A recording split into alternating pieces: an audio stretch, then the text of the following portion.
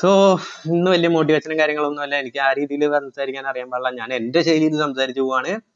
സ്പീഡും കാര്യങ്ങളൊക്കെ ഉണ്ടാവും. അത് ഓൾറെഡി എന്റെ സംസാരത്തിലുള്ളതാണ്. എന്തായാലും നമുക്ക് വിഷയത്തിലേക്ക് വരാം.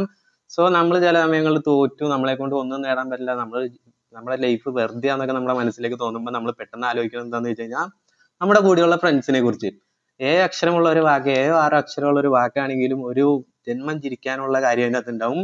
സോ ഞാൻ ഇതിനു മുമ്പ് ഒരു ഷെഫിയെ ഊക്കുന്നു എന്ന് പറഞ്ഞ ഒരു ഷോർട്സ് ഇട്ടുണ്ടായി. അത് ഇത്രയും നാൾ എന്റെ തെളിച്ചം പോലും ഇല്ലാത്ത യൂട്യൂബ് ചാനലിൽ പെട്ടെന്ന് വ്യൂവും കാര്യങ്ങളൊക്കെ വന്നു, 1000-600 വ്യൂ ഒക്കെ വന്നു. ആ വ്യൂ കണ്ടോടുകൂടി അവനെ കാണിച്ചു കൊടുത്തപ്പോ അവൻ പറഞ്ഞു, ഷോ എനിക്കും ഫാൻസ് ഇത് ഇതെന്ന്. സോ ഞാനും അവനായിട്ട് ഊക്കിയിട്ട് ആ ഊക്ക് പോലും മനസ്സിലാക്കാൻ പറ്റാത്ത കുറെ എണ്ണങ്ങളാണ് എന്റെ കൂടെയുള്ളത്.